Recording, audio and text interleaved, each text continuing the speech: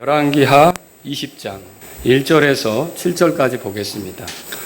그때 히스기야가 병들어 죽게 되매 아모스의 아들 대언자 이사야가 그에게 나와 그에게 이르되 주가 이같이 말하노라. 내 집을 정리하라. 내가 죽고 살지 못하리라 하니라. 그때 그가 자기 얼굴을 벽으로 돌리고 주께 기도하여 이르되 오 주여 간청하오니 내가 진실함과 완전한 마음으로 주 앞에서 걸었으며 또 주의 눈앞에서 선한 것을 행하였음을 이제 기억하옵소서 하고 히스기야가 통곡하였더라. 이사야가 가운데 뜰에 이르기 전에 주의 말씀이 그에게 임하니라. 이르시되 되돌아가서 내 백성의 대장 히스기야에게 말하기를 주 곧 내 조상 다윗의 하나님이 이같이 말하노라. 내가 내 기도를 들었고 내 눈물을 보았노라. 보라, 내가 너를 낫게 하리니 내가 셋째 날에 주의 집에 올라가리라. 내가 내 날들에 15년을 더하여 주며 또 내가 너와 이 도시를 아시리아 왕의 손에서 건져내고 나와 내 종 다윗을 위하여 이 도시를 보호하리라 하라. 다 같이요. 이사야가 이르되 무화과 한 덩이를 가져오라 하매 그들이 그것을 가져다가 종기에 놓으니 그가 회복되니라. 아멘. 제가 오늘 드릴 말씀의 제목은 하나님에 대해서 이제 여러분에게 말씀을 드리려고 하는데 어떤 제목으로 말씀드리냐면 직진하시나 돌이키시나, 하나님께서 직진하시나 돌이키시나, 이런 제목으로 여러분에게 말씀을 드리겠습니다. 조금 전에 읽어봤지만요, 히스기야가 병들어 죽게 되었습니다. 그때 아모스의 아들 대언자 이사야가 히스기야에게 가서 뭐라 그랬냐면 주님의 말씀을 전했어요. 주님의 말씀이라면 주님의 뜻이 담긴 거죠. 어떤 내용을 전했냐면 1절에 보시면 주가 이같이 말하노라. 이게 주님으로부터 온 말씀이에요. 내 집을 정리하라. 내가 죽고 살지 못하리라. 그러면 하나님이 히스기야를 놓고 계획하신 건 뭐냐면 이제 그는 여기까지다. 그는 삶을 정리해야 된다. 그는 죽어야 된다. 이것이 하나님의 뜻이었다는 것이죠. 자, 그런데 이걸 들었을 때 히스기야가 어떤 태도를 보였는가? 예, 여러분 지금 조금 전에 읽어보셨으니까 알겠지만 자기 얼굴을 벽에 돌리고 주께 기도하여 통곡하면서 간청했다. 그렇게 써 있어요. 그리고 3절에 보니까 내가 진실함과 완전한 마음으로 주 앞에서 걸었으며 또 주의 눈앞에서 선한 것을 행하였음을 이제 기억하옵소서. 이렇게 하나님께 매달려서 기도했는데 한마디로 말하면 이거예요. 죽을 준비가 안 돼 있었고 여기서 삶이 끝나는 것은 아니었기 때문에 하나님께 매달린 거죠. 하나님 좀 불쌍히 여겨주세요. 그런 뜻으로 호소한 것이다. 이렇게 말할 수 있습니다. 그런데 그때 이사야에게 주의 말씀이 임했죠. 5절에 보니까 내가 내 기도를 들었다. 하나님께서 히스기야에 대해서 그렇게 말씀하시는 거예요. 하나님이 우리의 기도를 들으시는 분이십니다. 네. 그리고 내 눈물을 보았다. 그리고 여기 중요한 게 뭐냐면 내가 너를 낫게 하리니 그렇게 대답을 해주셨어요. 제가 오늘 여러분하고 이렇게 주목해서 보려고 하는 부분이 이 부분이에요. 1절에서는 네가 죽고 살지 못한다 그랬어요. 근데 5절에서는 내가 너를 낫게 한다 그랬어요. 그러면 처음에 죽이기로 결정하신 하나님의 뜻이 바뀌었습니까? 바뀌었죠. 그래서 심지어 15년이나 더 살도록 수명을 연장해 주시는 은혜를 이제 베푸시는 거죠. 그게 6절에 나옵니다.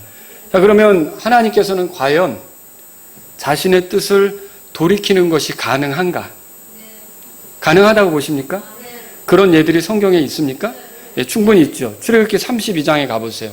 출애굽기 32장에 이스라엘 백성이 홍해바다를 건너 이집트로부터 완전히 탈출해서 자유롭게 하나님을 섬길 수 있게 되었는데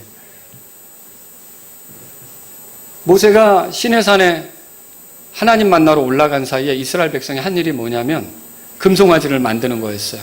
그리고 그 금송아지를 만들어서 그것을 섬기고 그 앞에 뛰놀며 그것이 마치 그들을 이끌어낸 하나님인 것처럼 그것을 높이는 그런 시간을 가진 거죠. 자, 이게 하나님이 기뻐하시는 것이었습니까? 전혀 그렇지 않죠. 그래서 10절에 보면 32장 10절에 보면 하나님의 뜻이 이겁니다. 그런즉 이제 나를 홀로 내버려 두라. 내가 그들에게 맹렬히 진노하여 그들을 소멸시키고 너로부터 큰 민족을 만들리라. 하나님의 뜻이 뭐예요? 이스라엘 백성을 다 쓸어버리고 모세를 새로운 시작으로 해서 큰 민족을 만들겠다. 이게 하나님의 뜻이었던 거죠. 자, 모세가 이 하나님의 계획을 들었을 때 전혀 기뻐할 수가 없었어요. 그래서 11절, 12절에 보면 모세가 주 자신의 하나님께 간청하여 이르되 주여 어찌하여 주께서 큰 권능과 강한 손으로 이집트 땅에서 데리고 나오신 주의 백성에게 맹렬히 진노하시나이까? 어찌하여 이집트 사람들이 말하여 이르기를 그가 재앙을 내리려고 그들을 데리고 나와 산에서 그들을 죽이고 지면에서 끊어 소멸시켰다 하게 하려 하시나이까?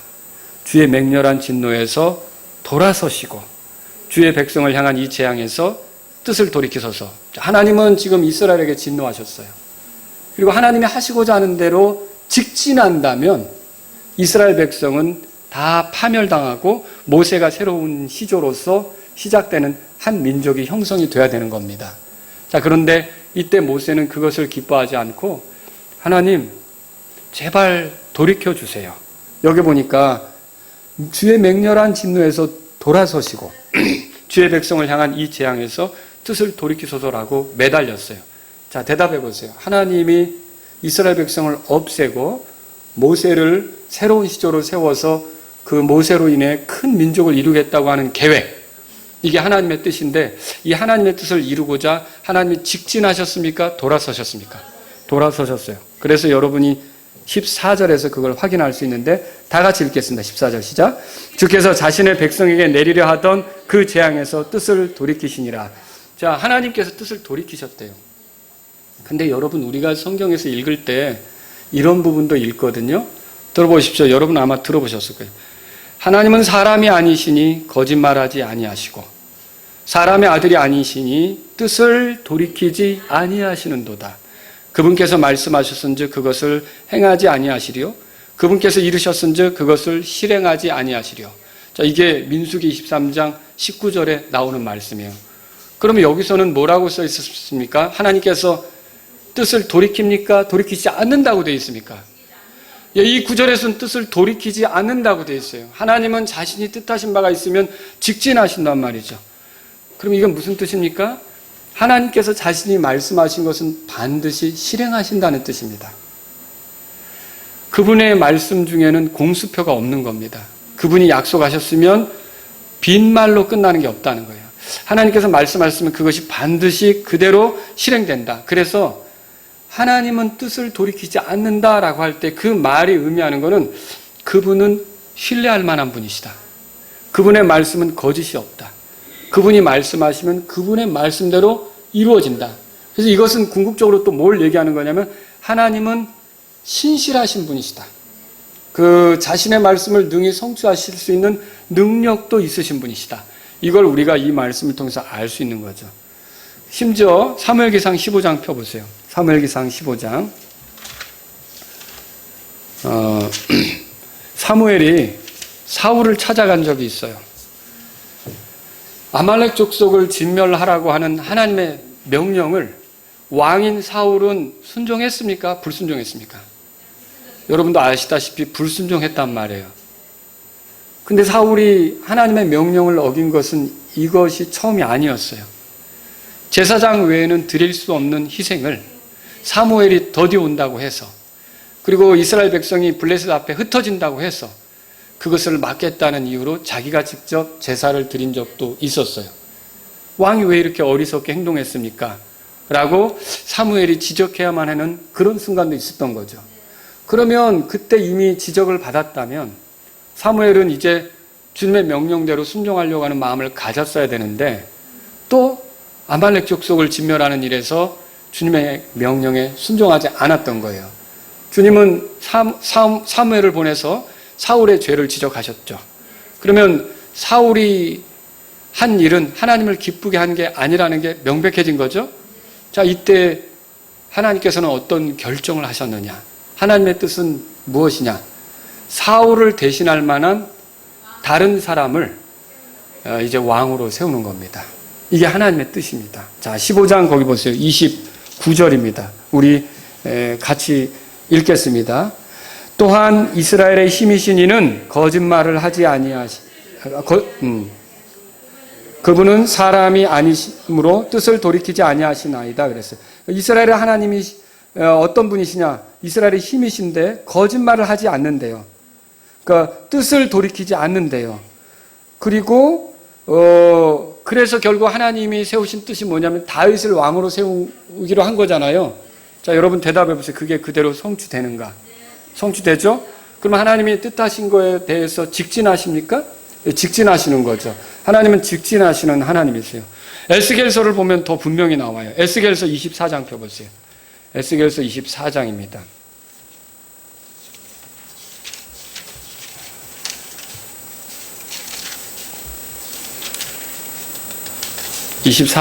자, 14절을 우리 함께 읽어보겠습니다. 읽겠습니다. 나 주가 그것을 말하였으니 그것이 이루어지겠고 내가 그것을 행하리라. 내가 뒤로 물러서지 아니하고 아끼지 아니하며 뜻을 돌이키지도 아니하리니 그들이 내 길들과 내 행위들대로 너를 심판하리라. 주 하나님이 말하노라 하라 그랬어요. 그럼 이 말씀에 내가 뒤로 물러서지 않는다 그랬어요. 그러면 하나님은 직진하시는 분이시라는 거죠. 그리고 거기에 뜻을 돌이키지 않는다 그랬어요. 그러면 자신이 뜻하신 바대로 어떻게 하는 거예요? 이루시는 분이시죠. 실행하시는 분이시죠. 우리가 이런 예들을 통해 주님은 신실하시고 신뢰할 만하다. 왜냐? 자신이 하신 말씀을 그대로 성취하시는 분이시기 때문에. 주님께서 자신이 말씀하신 대로 하는 데 있어서 누구의 눈치를 볼 필요가 있습니까? 그리고 자신의 능력이 딸려서 어떤 한계를 느껴서 이게 좀 어렵겠는데 이렇게 생각할 만한 일이 있습니까? 그런 거 없습니다. 여러분과 제가 알아야 될 것은 하나님께서는 말씀하셨다면 그 말씀을 반드시 이루시는 분이시다. 그 말씀에 대해서 직진하시는 분이시다. 우리가 그거를 알 수 있는 거죠. 그런데 이런 하나님에 대해서 오늘 우리가 살펴보려고 하는 것은 때로는 하나님께서 돌이키신다는 거, 이거를 발견한다는 거죠. 신명기 32장 36절 제가 읽어드립니다. 이는 주께서 자신의 백성을 심판하시며 그들의 권능이 떠나가고 갇힌 자나 남은 자가 없음을 보시고 자신의 종들로 인하여 뜻을 돌이키실 것이기 때문이라. 그러니까 하나님께서 자신의 백성을 심판하시지만 남은 자가 없게 되고 피폐하게 된 것을 보면서 자신의 종들의 형편이 어려운 지경에 처해진 걸 보면서 그들을 향하여 뜻을 돌이키게 된다. 그렇게 말하고 있어요. 그러면 여러분 여기서 하나님께서는 뜻하신 바가 있지만 때때로 뜻을 돌이키실 수 있다는 것을 발견하게 되는 거죠. 대표적으로 한 두 가지 예를 보려고 하는데 하나는 뭐냐면 사사기 2장 보세요. 사사기 2장. 사사기 2장 보세요. 여기 사사기 2장에 보면 하나님께서 이렇게 말씀하신 부분이 있는데요. 기록해 주신 부분이 있는데 18절 보세요. 18절. 여러분 그 이스라엘 백성이 평화로울 때 하나님의 은혜로 잘 지낼 때 더 하나님의 뜻대로 산다면 얼마나 좋습니까? 근데 이스라엘 백성은 특이하게도 평안한 시절이 오면 하나님께 거리를 둬요. 하나님께 등을 돌려요. 그리고 이방 민족들이 섬기는 그 신들 앞에 가서 엎드려요. 그 신들을 숭배하는 일에 빠져요. 그러면 하나님이 기쁘시겠습니까? 불쾌하시겠습니까? 하나님은 당연히 불쾌함을 가지실 수밖에 없는 거죠. 그러면 이것이 잘못됐다는 것을 깨닫게 하기 위해서 하나님은 어떻게 하시느냐? 이 이스라엘 백성을 주변의 민족들에게 넘기십니다. 그러니까 그 주변의 민족들이 이스라엘 백성을 괴롭히게 하는 것을 허락하시는 거죠. 자, 그러면 그들이 이 주변 민족들에게 괴롭힘을 당하면서 불편하니까, 힘드니까, 이게 자유롭지 않으니까 신음하게 되죠. 그리고 하나님 앞에 잘못했다고 이제 기도하기 시작하고.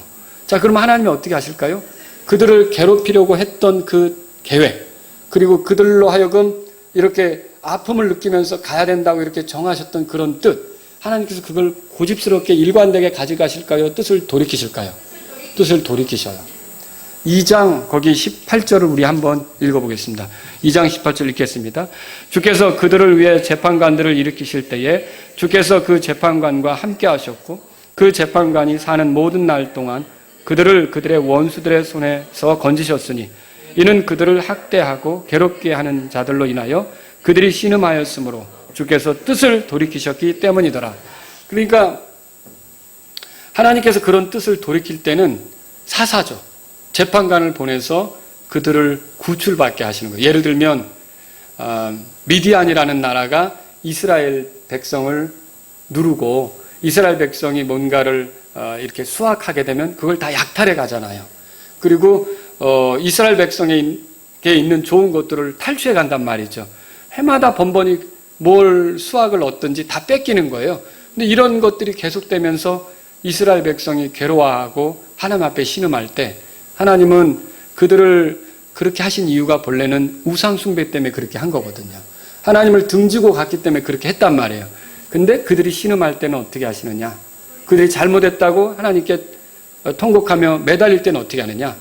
예, 기드온과 같은 재판관, 사사를 등장시키셔서 그들을 구출시킨다는 거예요. 그러면 하나님이 뜻을 돌이키십니까? 예, 당연히 뜻을 돌이키는 걸 우리가 보는 거죠. 또 다른 예를 들어볼게요. 다윗이 인구조사를 잘못했어요.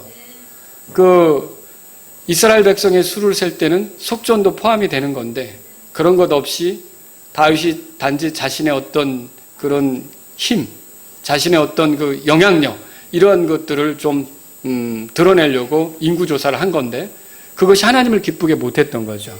그래서 하나님께서 그 이스라엘 땅에 재앙을 내렸는데 거기에 역병이 주어져서 7만 명 정도가 죽게 된 거예요. 근데 이것을 하나님께서는 다윗에게 선택하라고 해가지고 그걸 집행하신 거 아닙니까? 다윗이 하나님께 이렇게 말하자면 이제 대우받는 것이 낫다고 하면서 그 역병을 선택한 거 아닙니까? 그런데 하나님께서 어떻게 하셨습니까? 성경 읽어보면 하나님께서 예루살렘을 멸하시려고 한 천사, 그 천사를 그곳에 보내셨는데 그가 멸할 때 주께서 보시고 그 재앙에서 뜻을 돌이키사 백성을 멸한 천사에게 이르시되 족하다. 이제 내 손을 멈추라 하시거늘 그때 주의 천사가 여부수 족속 오르난의 타작마당 옆에 섰더라. 역대기상 21장 15절에 써 있어요. 그러면 이런 것들은 뭡니까? 하나님이 이스라엘 향해서 노를 바라시다가 뜻을 돌이키는 것을 보여주고 있다라고 하는 것이죠. 자, 이런 예들은 그러면 대답해 보세요. 하나님께서 자신이 말씀하신 것에 대해서 말을 바꾸는 거짓말장애가 되시는 겁니까? 이건 뭘 보여주는 겁니까? 하나님께서는 긍휼하신 분이라는 것을 보여줍니다. 분명히 하나님께서 자신이 말씀하신 대로 이룰 수가 있어요. 그리고 자신이 말씀하신 대로 가실 거예요. 그렇지만 어느 때 주께 신음하며 매달리는 사람이 있으면 하나님께서는 자신의 긍휼도 드러내 보이실 수 있다는 거죠. 이것을 이 말씀을 통해서 볼 수 있어요. 그래서 시편 106편 45절에 이렇게 써 있어요. 그들을 위하여 자신의 언약을 기억하시고 자신의 많은 긍휼에 따라 뜻을 돌이키시며 자신의 많은 긍휼에 따라 뜻을 돌이키신다. 하나님이 뜻을 돌이킨다는 건 긍휼을 베푼다는 표시가 되는 겁니다. 또 시편 135편 14절 이렇게 말했어요. 주께서 자신의 백성을 재판하시며 그분께서 자 보세요. 주님이 자신의 백성을 재판하는데 그분께서 자신의 종들에 관하여 친히 뜻을 돌이키시리로다. 그러니까 심판하고 재판하지만 그럼에도 불구하고 그분이 불쌍히 여김을 거두지 않을 때는 뜻을 돌이키실 그 불쌍히 여김을 가지고 있을 때는 그 뜻을 돌이키실 수 있다는 것이죠. 이런 것들을 볼 수가 있는 거예요. 그래서 하나님이 긍휼하시기 때문에 때로는 직진하시다가도 그분이 내리시기로 한 재앙에 대해서 직진하시다가도 어떻게 합니까? 돌이키실 때가 있다라고 하는 것이죠. 근데 하나님께서 매번 돌이키시는 것은 아닙니다. 그렇지 않을 때도 있어요. 우리 성경을 찾아보세요. 예레미야 15장 보세요. 예레미야 15장. 예레미야 15장 보세요. 6절을 우리가 보려고 합니다. 하나님께서 그 유다 사람들에게 하시는 말씀이에요. 예루살렘 사람들에게. 유다가 처한 운명을 알죠? 멸망이 코앞에 닥쳤어요. 왜? 하나님 뜻대로 살지 않고 우상 숭배하고 사악함 가운데 있었기 때문에. 그래서 하나님이 뭐라고 말씀하시냐면 자 여기 예레미야 15장 5절 제가 읽습니다. 오 예루살렘아 누가 너를 불쌍히 여기겠느냐? 누가 너를 위해 탄식하겠느냐? 누가 돌이켜서 내가 어떻게 행하는지 묻겠느냐. 6절 다 같이요. 주가 말하노라. 내가 나를 버리고 뒤로 물러갔으므로 내가 너를 치려고 내 손을 내밀어 너를 멸하리니 내가 뜻을 돌이키는 일에 지쳤느니라. 그러니까 하나님은 긍휼을 베풀고 오래 참아주시고 그들이 육신적으로 가는데도 기다려주셨단 말이에요. 그게 하나님의 불쌍히 여기심이에요. 그런데도 그걸 멸시하는 거예요. 그러면 하나님께서 여기서 하시는 말씀이 뭐예요? 여기 너희들이 계속 나를 버리고 뒤로 물러갔기 때문에 내가 너를 치려고 내 손을 내밀어 너를 멸하는데 뜻을 돌이키는 일에 뭐라고 돼 있어요? 지쳤다고 돼 있어요. 이건 이미 하나님께서 많이 여러 차례 뜻을 돌이키셨다는 뜻이에요. 그런데 그렇게 뜻을 돌이키는데도 강팍하게 굴 때는 결국 어떻게 하시느냐? 더는 그렇게 하지 않고 멸망을 초래하게 그렇게 할 수 있다는 것이죠. 결국 그래서 유다가 멸망하는 거 아닙니까? 여러분, 우리는 이래서 하나님께서 뜻을 돌이키시는 분이시지만 이 뜻을 돌이키시는 하나님에 대해서 그게 하나님의 긍휼이에요. 불쌍히 여김이에요. 근데 그거를 역이용하면서 아무렇지도 않은 것처럼 계속 세상을 사랑하고 하나님을 멀리하고 육신적으로 가면 갑자기 하나님께서 그 뜻을 돌이키는 일에 지쳐 중단하고 어떻게 합니까? 내리기로 한 심판에 대해서 직진하실 수 있다는 거죠. 이걸 우리가 이 말씀을 통해서 발견하는 것입니다. 여러분 예레미야 26장으로 가보세요. 예레미야 26장. 하나님은 그럼에도 불구하고 이렇게 유대인들에게 말하면서 기회를 더 주시려고 하시죠. 26장 거기 3절에 다 같이 읽겠습니다. 만일 그들이 귀를 기울이고 각 사람이 자기의 악한 길에서 돌아서면 그들의 악한 행위들로 인하여 내가 그들에게 행하려고 작정하는 재앙에서 내가 뜻을 돌이키리라. 요 마지막 순간에도 어떻게 하냐면 내가 아주 돌이키는데 지쳤지만 그래도 혹시 이 사람들이 그 악한 데서 돌아선다면 내가 내리려고 했던 재앙에서 내가 돌아설 거야. 여러분 이해하시겠습니까? 하나님께서 얼마나 긍휼이 많으신 분이냐는 거죠. 그래서 13절로 내려가 보세요. 예레미야 26장 13절 다 같이 읽겠습니다. 그런즉 이제 너희 길들과 너희 행위들을 고치고 주 너희 하나님의 음성에 순종하라. 그리하면 주께서 너희를 향해 선언하신 재앙에서 뜻을 돌이키시라. 그러니까 하나님이 내리시기로 한 심판에서 우리가 벗어나려면 하나님이 돌아서야 되는데 하나님을 돌아서게 하는 방법은 하나님이 우리에게 베푼 긍휼이 있잖아요. 하나님은 오래 참고 기다려주는 거 있잖아요. 이거를 무시하지 않고 우리가 이 말씀대로 우리의 길들과 우리의 행위들을 고치는 거예요. 그러니까 우리 스스로 잘못된 것을 내려놓으면 하나님이 우리를 치려고 했던 거기서 어떻게 하신다고? 하나님이 뜻을 돌이킨다는 거죠. 하나님이 직진하시지 않고 그냥 이거 가만 안 두겠어! 끝내겠어! 라고 직진하는 게 아니라 다시 돌이키실 수 있다는 것을 성경을 통해서 발견하게 되는 거죠. 자, 그러면 그 예레미야 26장 그 19절에 보세요. 26장 19절에. 그래서 제가 히스기야 이야기를 여러분에게 처음에 소개한 거예요. 자, 다 같이 읽겠습니다. 유다 왕 히스기야와 온 유다가 과연 그를 죽였느냐? 그가 주를 두려워하며 주께 간청하며 주께서 그를 향해 선언하신 재앙에서 뜻을 돌이키지 아니하셨느냐? 우리가 이같이 하면 큰 재앙을 초래하여 우리의 혼을 해치라. 이게 무슨 말이냐면 그 당시 아시리아가 온 주변 나라를 다 정복했단 말이에요.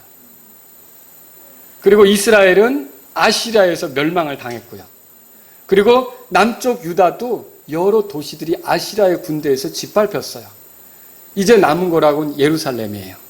거기 히스기야가 있죠. 자, 하나님이 이스라엘 유다를 향해서 진노하고 있는 중이에요. 그런데 히스기야는 어떻게 했습니까? 하나님께 기도했어요. 아시리아 왕 사네립이 보낸 편지 있잖아요. 그 편지를 이렇게 펴놓고서 하나님의 백성이 모욕당하고 있다. 하나님께서 우리를 지켜주신다고 믿는데 저들이 우리 하나님을 조롱하고 있다 하면서 하나님께 그 편지를 펼쳐놓고 기도했던 거 아시죠? 그랬을 때 하나님께서 어떻게 하셨나요? 그들의 죄 때문에 이 유다도 사실은 멸망해야 하는데 히스기야의 생명도 연장을 해주셨을 뿐만 아니라 아시리아의 군대가 유다 이 예루살렘을 함락시키지 못하도록 그렇게 하셨던 거죠. 사실은 이스라엘이 멸망할 때 유다도 같이 멸망을 해야 되는데 하나님께서 뜻을 돌이키신 것을 보여주는 거예요. 그래서 지금 이 하나님 말씀들이 말하는 게 뭐냐면, 유다여, 너희들이 돌아선다면 너희들을 향해 내리기로 한 하나님의 재앙에서 하나님은 뜻을 돌이키실 수 있다. 이것을 가르쳐주고 있는 거죠. 그걸 말해주고 있는 거죠. 자, 모세는 이런 기도를 드렸죠. 오 주여 돌아오소서. 어느 때까지니까 주의 종들에 관해 주께서 뜻을 돌이키소서. 시편 90편 13절에 그가 이렇게 기도할 수 있는 이유는 뭡니까? 하나님이 말씀하신 대로 직진하실 수 있지만 불쌍히 여기시는 분이기 때문에 어떤 사람들이 잘못을 뉘우치고 돌아서면 그들에게 내리려고 했던 재앙에서 뜻을 돌이키시는 분이 되신다라고 하는 것입니다. 자, 이제 말씀을 좀 정리해 볼게요. 죄인을 향해 하나님이 심판하신다는 것은 바뀝니까? 바뀌지 않습니까? 이거는 하나님이 직진하시는 상황입니다. 그러면 여러분들은 죄인 아닙니까, 원래? 그러면 여러분들이 심판받고 지옥에 떨어져야 되는 거 맞습니까? 근데 지금 여러분들은 오늘 죽으면 하늘나라에 갈 수 있습니까? 아니, 죄인인데 지옥에 들어가지 않고 하늘나라 간단 말이에요? 하나님께서는 예수님을 보내셨죠. 예수님 십자가에서 우리 죄 때문에 죽으셨죠. 그리고 우리를 위해 피를 흘리심으로 우리 죄가 용서받게 하셨죠. 우리가 예수님을 의지할 때 모든 죄들을 용서받으며 우리가 하나님과 좋은 관계로 회복되게 하셨죠. 그러면 하나님께서 죄인을 심판하시고 지옥에 보내는 그 뜻은 바뀌지 않습니다. 그건 직진하는 거예요. 그건 그대로 되는 거예요. 그런데 하나님께서 우리를 불쌍히 여기셔서 예수님을 구원자로 보내셨는데 이제 예수님을 믿는 자들에게는 그리고 자기의 죄가 예수님을 죽일 수밖에 없었던 그런 심각한 죄라는 걸 인정하고 돌이키는 자들에게는 하나님께서는 그들을 지옥으로 보내시려고 했던 데서 돌이키실 수 있습니까? 돌이키실 수 있는 증거가 저와 여러분이죠. 여러분과 저는 원래는 지옥에 들어가야 마땅한 대상들 아닙니까? 근데 하나님께서 우리를 향하여 원래 지옥에 던져 넣을 계획이셨지만 돌이키신 거죠. 뜻을 돌이키신 거죠. 저와 여러분들이 지옥이 아니라 하늘나라에 들어갈 수 있게 되었다는 것이죠. 자, 여기서 굉장히 중요한 걸 말씀드리려고 합니다. 이스라엘 백성이 광야에서 불평을 일삼을 때 하나님께서 불뱀을 보내셨어요. 그런데 이 불뱀이 이스라엘 백성을 물고 불뱀에 의해서 죽어갈 때 말이죠.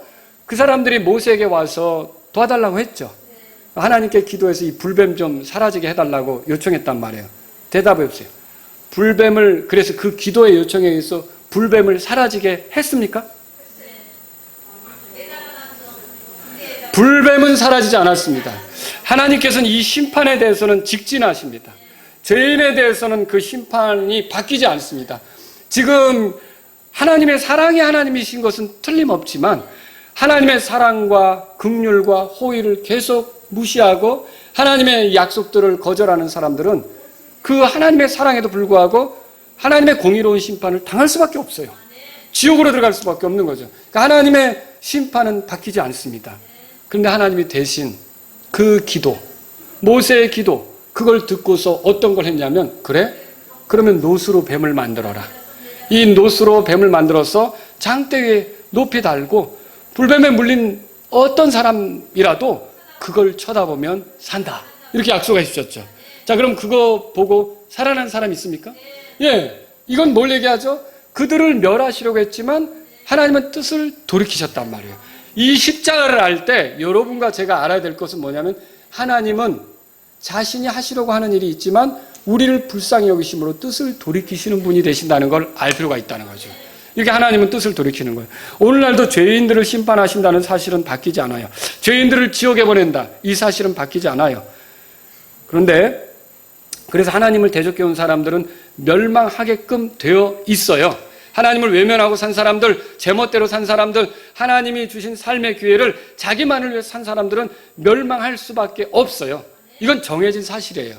그런데 이런 속에서 하나님은요, 자신의 국률로 십자가를 세우신 거예요. 예수님을 보내신 거예요. 예수님으로 하여금 하나님의 어린 양이 되게 하셔서 죄인들을 대신하여 희생되게 하신 거예요. 장대 위에 노뱀이 달린 것처럼 십자가에 매달린 예수님, 부활로서 영광 중에 올라가신 예수님, 이 예수님을 소개하시면서 누구든지 노뱀을 보면 불뱀에 물린 자마다 산다고 그랬잖아요. 누구든지 죄 때문에 죽어가는 사람도 이 십자가에 달리신 예수님, 부활하신 예수님을 믿기만 하면 멸망하지 않고 산다고 약속을 주신 거죠. 그러니까 누구든지 예수님을 믿으면 하나님의 심판 그 계획, 이것이 돌이켜지는 것을 경험할 수 있습니까? 네, 저는 경험하게 되었어요. 이제 제가 믿는 바는 하나님은 사실은 죄인인 저를 심판하려고 하셨지만 그게 하나님의 공의였지만 하나님께서는 예수님을 통해서 저를 향한 심판을 거두셨고 예수님이 대신 심판당한 것으로 저에 대해서는 심판을 하지 않기로 하신 걸 저는 믿게 되었어요. 여러분도 그러하십니까? 이렇게 해서 우리가 발견할 수 있는 건 뭡니까? 하나님은 뜻을 돌이키시는 분이시다. 직진하시기도 하지만 뜻을 돌이키신다. 이걸 발견할 수 있는 거죠. 근데 제가 이제 이 문제를 나라에도 여러분 적용하고 싶어요. 예레미야 18장, 그 예레미야 찾으셨으니까 18장 한번 펴보세요. 예레미야 18장. 예레미야 18장. 자, 이 문제를 한 나라 민족에게도 적용할 수가 있는데요. 오래 참고 기다리시지만 회개하지 않을 때 정해진 심판이 집행될 겁니다. 8절 제가 읽습니다. 들어보세요. 만일 내가 멸하리라고 선포한 그 민족이 자기들의 악에서 돌이키면 내가 그들에게 행하려고 생각했던 그 재앙에 대하여 뭐라고 되어 있어요? 뜻을 돌이킨다. 자, 이 민족이 너무 사악해서 심판하려고 했는데 갑자기 그 민족이 자기들을 낮추며 잘못했다고 생각하고 하나님 앞에 은혜를 구한다. 그럼 하나님이 심판하십니까? 뜻을 돌이킨다고 돼 있죠? 그 다음 구절 제가 읽을게요. 또 내가 어떤 민족과 어떤 왕국에 관하여 그것을 세우고 힘으리라고 말할 때 하나님께서는 다양한 나라들을 일으키십니다. 어떤 나라를 세우시는 거예요. 어떤 나라가 확고하게 힘어지도록 그렇게 일하실 수 있는 거죠. 그런데 그렇게 하나님께서 일으켜주시고 힘있게 하시려고 한 그런 나라, 그런 민족, 그런 왕국이 10절에 다 같이 읽겠습니다. 만일 그 민족이 내 눈앞에서 악을 행하여 내 목소리에 순종하지 아니하면 내가 그들의 유익을 위해 허락하리라고 말한 그 복에 대하여 뜻을 돌이키리라. 이게 무슨 말이죠? 어떤 나라를 하나님께서 세우셔서 뭔가를 위해 쓰시려고 했단 말이에요. 힘있게 하시려고 했단 말이에요. 여러분, 사람들은 몰라도 여러분이 바벨론이나 메데페르시아나 다 하나님이 들어서 쓰신 거 아시죠? 이스라엘을 다룰 때 그들을 도구로 쓰신 거고요. 그죠? 지금도 어떤 나라를 일으키셔서 한때는 영국을 통해서 선교사들이 나가 복음을 전하는 그런 일을 하게 한 거고요. 근데 영국은 지금 영적으로 죽었어요. 100년 전만 해도 가장 왕성하게 선교 사역을 하고 정말 복음을 선포하는 그런 목사님들도 많았던 땅이지만 지금은 이슬람 땅이 돼버렸어요. 이슬람 사람들이 지배하고 있고 이제 점점 평등법 이런 것으로 인해 영국에서는 기독교인들이 목소리를 내기가 어려운 시절이 된 거죠. 그 나라가 죽었어요. 점점 여러분 미국이란 나라를 또 하나님께서 한때 쓰셨네요. 정말로 우리나라도 어떻게 보면 선교사들을 통해 많은 혜택을 입은 거죠. 여러분이 알고 있는 이름 있는 병원들이나 학교들은 어떻게 보면 지금은 그렇게 규모가 커졌지만 초창기는 선교사들이 들어와서 세운 것인 그런 학교, 그런 병원들이 있단 말이죠. 그런데 보세요. 이런 그 선교사들이 여러 나라에 가서 활동했는데 제가 최근에 들은 것은 미국에서 전 세계로 보내는 선교사 수가 점차 줄고 있다는 거예요. 얼마 전에 뉴스에 나온 거 들으셨어요? 미국이 디폴트 위기에 빠졌다. 이제 부채를 감당 못해서 미국이 그게 쉽지는 않겠지만 그렇게 돼버리면 전 세계적인 그 연쇄 그 경제적인 파탄이 일어나고 다양한 나라들이 주저앉게 될걸요. 이런 어마어마한 그런 상황 속에 지금 복차하고 있어요. 여러분 대한민국이란 나라 그 70년 전에 하나님께서 이 나라를 세우셨어요. 이 나라 제가 시작부터 말씀을 드렸죠. 이 나라는 국회에서 법을 만들 때 다른 나라하고 달리 기도하고서 법을 만든 나라예요. 아주 특이한 나라예요. 그리고 이 주변이 다 사회주의 공산주의로 가져갈 때 자유롭게 신앙생활을 할 수 있는 환경을 가진 나라죠. 여러분이 이 나라에 있었던 것으로 인해 하나님 말씀을 들을 수 있었던 건 복입니다. 저 북한 땅에 안 태어나고 여기서 복음을 들을 수 있었던 건 복입니다. 교회의 종소리를 들으면서 잘할 수 있었던 것은 복이란 말이에요. 하나님 말씀을 마음껏 전할 수 있고 방해받지 않고 그래서 어느덧 이렇게 세계에서 미국 다음으로 선교사를 많이 보낼 수 있는 물론 우리와 신앙 입장이 다를 수 있지만 어쨌든 나가서 예수님을 전하는 그런 사람들이 많아진 나라가 대한민국이 틀림없어요. 그래서 세계에서 10대 10번째 손가락 안에 드는 부자 나라가 됐고 군사적으로는 6번째 세계에서 6등인 그 우리나라를 아프리카에 놓으면 다 잡아먹겠죠. 말하자면 그렇게 강한 나라가 되고 이렇게 힘있게 됐어요. 그래서 제가 지금 뭐 국뽕하라고 여러분에게 말씀드리는 건 아니지만 우리나라가 그만큼 힘있게 됐어요. 하나님께서 이 나라를 세우셨어요. 한류? 지금은 어떤 시절이 되었냐면요. 미국 사람이 우리나라에 들어와서 선교를 할 때 한국말을 못해도 우리말을 못해도 사람들이 영어를 배우고 싶어서 쫓아다니면서 그렇게 하면서 말을 배우고 통역도 하고 이렇게 하면서 복음 전하는 게 가능했잖아요.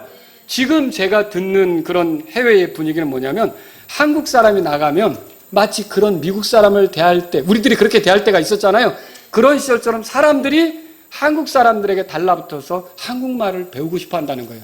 그러니까 그 나라 말을 못해도 우리가 그 외국에 들어가서 어떤 복음 전할 뜻을 갖는다면 그 사람들이 자꾸 우리랑 친해지고 싶어 하며 우리 말을 배우려고 하면서 얼마든지 우리가 전하는 복음을 들을 수 있는 사실은 그런 시절이 되었다는 거죠.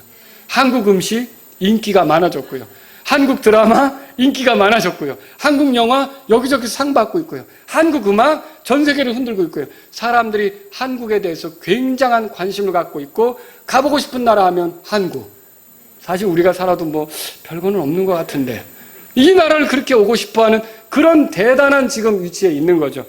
사실은 사람들이 뭐 새마을 운동도 있고 좋은 경제 정책도 있고 뭐 민주화 운동도 있고 많은 것도 있지만 우리나라가 이렇게까지 온 거는 이 말씀에 의하면 하나님께서 세우고 심으셨기 때문이 아닌가 저는 그렇게 말합니다.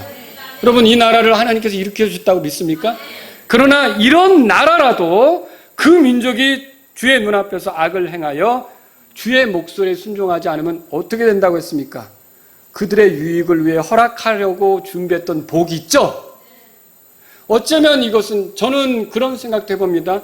저 북한에 복음을 전할 수 있는 나라는 어떤 나라인가? 말이 쉽게 통할 수 있는 나라는 어떤 나라인가? 우리나라 아닙니까? 저 북한에 들어가서 그 북한에게 복음을 전해주고 그 영향력으로 만주 지역까지도 들어갈 수 있고 나가서 중국도 영향을 주면서 이렇게 할 수 있는 나라가 어느 나라인가? 만약에 하나님이 쓰신다면 주님이 오시기 직전에 아마 크게 쓰실 수 있는 나라가 대한민국이 아닐까? 복음을 전하는 측면에서 주님의 영광을 위해서 교회를 세우는 측면에서 그렇게 쓰실 수 있지 않을까? 그런 생각을 해본다는 거죠. 그런데 여러분 이 말씀은 뭘 말합니까? 예레미야 18장 8절에서 10절에 보면 재앙을 당해야 하는 백성이 악에서 돌이키면 그분이 그들에게 내리려고 했던 재앙에서 뜻을 돌이킨다고 그랬죠. 반대로 세우고 심으려고 했던 나라가 주의 눈앞에서 악을 행하면 그들에게 내리기로 했던 복에 대해서 어떻게 한다고요? 뜻을 돌이키는 거예요. 그게 그렇게 써 있잖아요. 그렇죠? 그들의 유익을 위해 허락하리라고 말한 그 복에 대하여 뜻을 돌이키리라 그렇게 써 있잖아요. 이스라엘처럼 대한민국도 마찬가지라는 거죠. 하나님이 이 땅에 자유를 주셨어요. 이 민족을 세우고 심으려고 하십니다. 하나님 말씀을 듣게 하셨어요. 물질적인 번영을 누리게 하셨어요. 그런데 지금의 대한민국이 어떤가 돌아보세요. 국회에서는 하나님의 심기를 건드리는 법안들을 자꾸 만들어내려고 하고 있습니다. 평등법, 차별금지법, 건강가정기본법 개정안 이런 거. 학교에서는 하나님이 싫어하는 것들을 자꾸 가르치고 있습니다.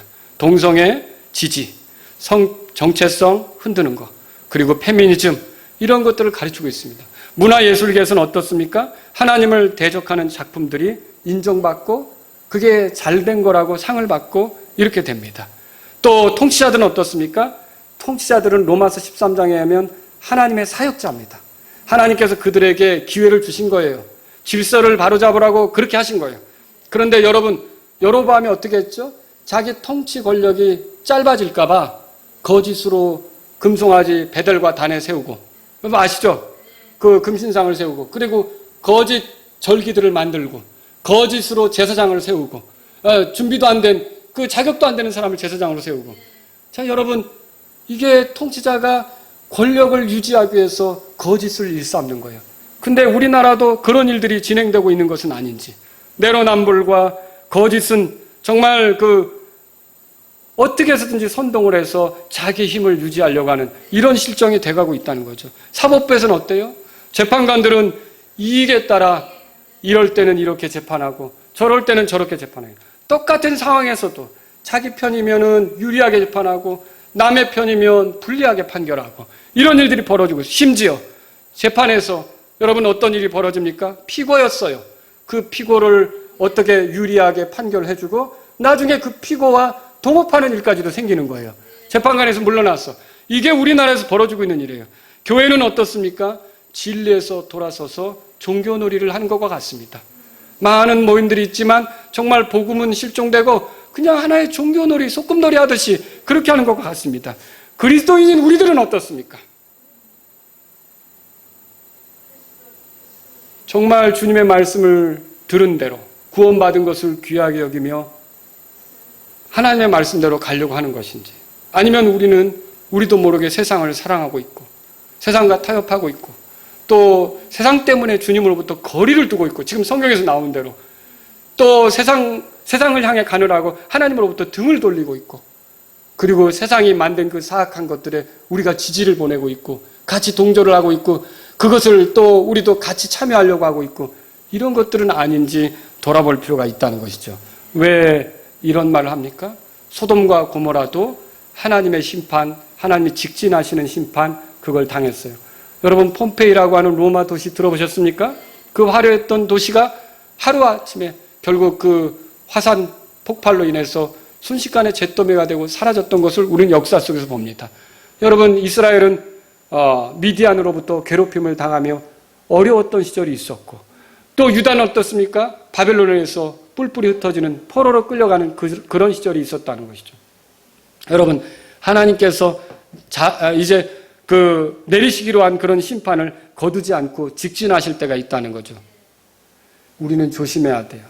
만일 이 나라가 계속 이런 형태로 간다고 한다면 하나님의 도구로 쓰임이 되기는커녕 이 말씀에서처럼 그들의 유익을 위해 허락하리라고 말한 그 복에 대해 하나님께서 뜻을 돌이키실 수 있다는 거죠.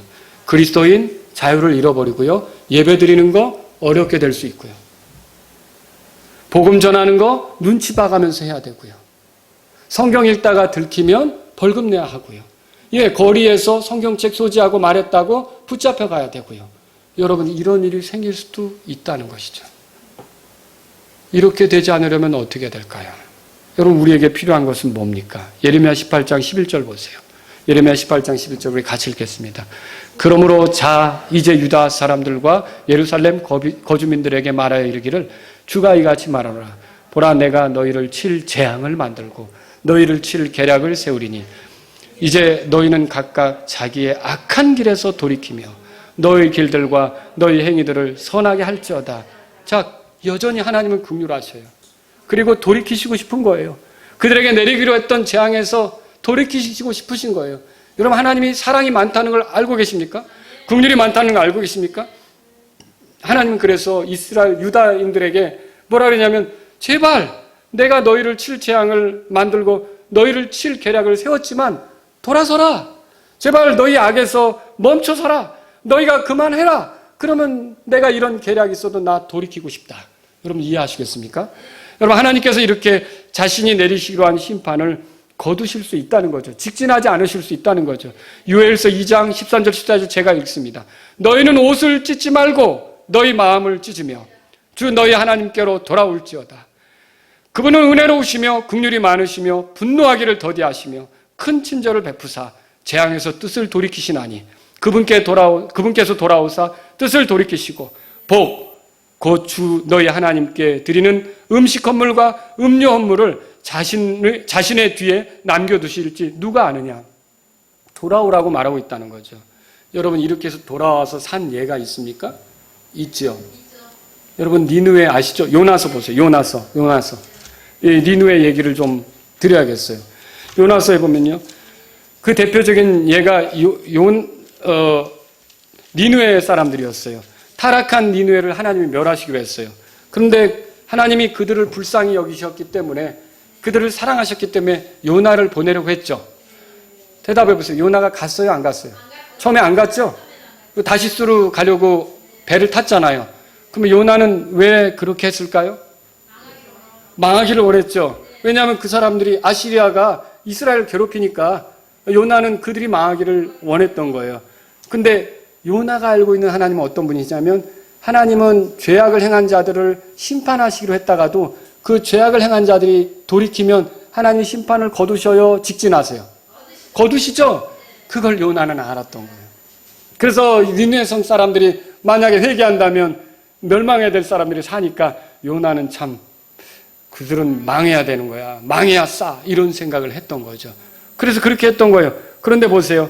그 요나가 가서 하나님이 심판하신다라고 선포하니까 어떻게 했습니까? 이 사람들이 9절에 보세요. 9절에 거기 보면요.